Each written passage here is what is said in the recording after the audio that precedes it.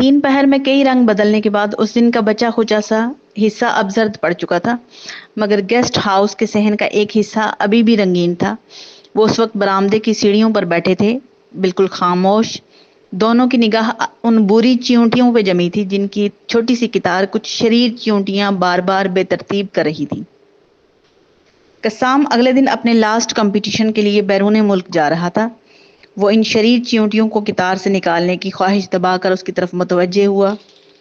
मैं चाहता हूं कि इस बार समन की तरह तुम भी मुझे एक फरमाइशी लिस्ट बना कर दो। वो कुछ देर खामोश रही, फिर हमेशा की तरह वही पुरानी फरमाइश दोहराई। ये कैसा बचपना और कैसा शौक है। वो इसकी फरमाइश पे जरा सा चौंका और जरा सा ही हंसा। तुम इसे बचपना नहीं कह सकते, हाँ मगर शौक कह सकते हो। उसने भी कदरे झेम के मुस्कुराते हुए जरा सी वजाहत पेश की। अगर ये शौक है तो फिर ये दोनों आइटम तुम्हारे पास बहुत ज्यादा तादाद में होंगे। उसने कुछ तुरशे रुख होकर इसे देखा। नहीं, मेरे पास वही कश्तियां और वही जहाज हैं जो मुझे तुम गिफ्ट करते रहे हो, क्योंकि मैं खुद से इस कदर महंगे गिफ्ट खरीदने की कभी हिम्मत ही नहीं कर पाई, और जो महंगे नहीं होते वो नकली नकली से लगते हैं। वो धीमी और संजीदा आवाज में बोली। कस्साम ने उसे हैरत से देखा। कम ऑन विरसा, वो हंसा। जिस कदर भी महंगे हों मगर हैं तो जाली। वो अपने चेहरे पे चिपकी हैरान कुन मुस्कुराहट के साथ गोया हुआ। फिर भी कस्साम, जाने क्यों ये मुझे इस हद तक रियल लगते हैं कि कभी मैं अपनी जाती खला और जाती समंदर ढूंढ सकूं तो मैं वो जहाज और वो कश्तियां चला सकती हूँ। वो कुछ इस तरह पुरयकीन होकर बोली कि उसे दिलचस्पी से सुनता वो शख्स कई लम्हों को मुस्कुराना भूल गया। ये दोनों चीजें सफर की अलामत थी, और भूरी चींटियों को घूरती इस लड़की के शौक में, उसकी ख्वाहिश में सफर कहाँ से आ गया था। मैं समझता हूँ कि खुश रहने के लिए किसी समंदर, किसी खला का जाती होना जरूरी नहीं होता। इन चींटियों को देखो, ये जिंदगी गुजारने के लिए नहीं बल्कि जिंदा रहने के लिए जखीरा करती हैं। तुम्हारे पास हर चीज है, हर रिश्ता है, तुम इसलिए ये सब कह सकते हो। वो इस पर से निगाह हटाकर बोली, तुम एक दिन मेरी हर एक चीज अपने नाम लिखवा लेना और मैं जिंदा रहने के लिए सिर्फ मोहब्बत जखीरा करूंगा, तुम्हारी मोहब्बत। शाम की मध्यम पड़ती रोशनी में उसकी आवाज इस पहली बत्ती की तरह चमकी जो स्ट्रीट के नुक्कड़ पर अभी ऑन हुई थी। वो इस तरह से तखातुब पे, मोहब्बत के पहले इजहार पे एकदम गुलाबी हुई, सामने क्यारी में खुले गुलाबी फूलों से भी ज्यादा। एन इसी वक्त बरामदे में आती उम्मे मिरात को इसकी गुलाबी पड़ती मुस्कुराहट ने इस मंजर से उठा के जैसे जाड़ों की रात में फेंका। वो यख ठंडी हुई। वो इसे बता सकती तो चीख कर बताती कि इस रंग की मुस्कुराहट की उम्र बहुत कम होती है।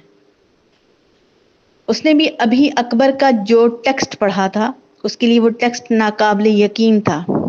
अगर वो अपनी इस कैफियत को किसी से शेयर कर सकता तो किन अल्फाज में बताता कि वो अजियत कहाँ तक और कितनी जगह घेर रही थी।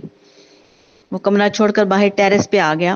वो पिछले 4 सालों से 24 घंटों में एक बार तो जरूर सोचता था कि वो इस क्यामत जैसे दिन को, अपनी इंसल्ट और अपनी बेबसी को क्या फरामोश कर चुकी थी। तो इस सवाल पे इसका दिल ठहर सा जाता था, क्या वो ये सब फरामोश कर सकती थी। वो पिछले 4 सालों से ड्राइंग्स बुक खरीदना भी तर्क कर चुकी थी, और वो इस बात पे मुतमईन था कि वो अब मुश्किल जगहों से रास्ते निकालने का हुनर भूल चुकी होगी। मगर वो इस बात से बेखबर था कि वो इस तमाम अरसे में मुसलसल एक खला और एक समंदर खोजने में लगी हुई थी। तुम मुझे बता सकती हो कि विरसा तैमूर किस तरह की है? मतलब, वो कुछ अटकते हुए पहलू बदल के रह गया। तो इस अटकन की वजह खोला के चौंकने का अंदाज था। अय्याज बिशारत किसी भी लड़की से मुतालिक बोल्ड तरीन बात करते हुए भी कब हिचकिचाता था। मतलब, तुम इसके मुतालिक जो कुछ भी जानती हो, क्या वो सब तफसील के साथ बता सकती हो? उसने अपनी बात को ठहर ठहर के मुकम्मल किया। खोला ने उसे अजीब जांचती हुई नजरों से देखा। अय्याज के लबो लहजे, उसके चेहरे पे बस एक उलझन भरी टो से ज्यादा और कुछ भी नहीं था। क्या उसके बारे में तुम्हें कभी ऐसा एहसास हुआ कि हम उसे किसी हद तक एबनॉर्मल कह सकते हैं? اس بات نے اپنے رتی بھر خدشات کے زیر اثر پوچھا تو وہ اس بات پہ ہکا بکا ہوئی. وہ کبھی بھی اب نارمل نہ تھی، نہ ہی بیچاری ٹائپ تھی.